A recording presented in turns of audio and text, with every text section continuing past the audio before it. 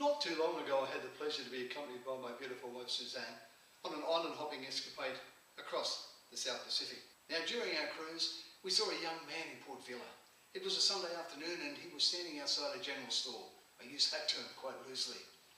He had an old battered acoustic guitar, a microphone stand and a CD player. I heard his voice before I saw him. He wasn't totally melodic, not always in tune or in key. He was, however, a young man with a passion for life. He was also disabled.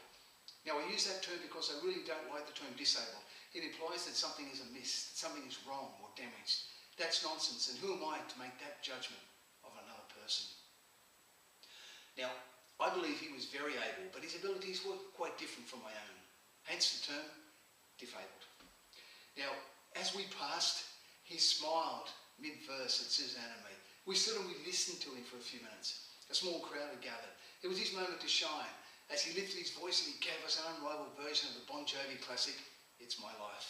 And it was his life. Perhaps he thought I was a record executive because he belted out that tune like his future depended on it. As he reached the crescendo, we applauded, as did several other people, and we put some money in his hat, followed by others. His face lit up and he said, "Thank you and God bless you." I shook his hand and I said, "Thank you, sir. That was worth the admission price." He beamed and he bowed. It's moments like these that bring us back to earth, and they help us focus on what's relevant in our lives.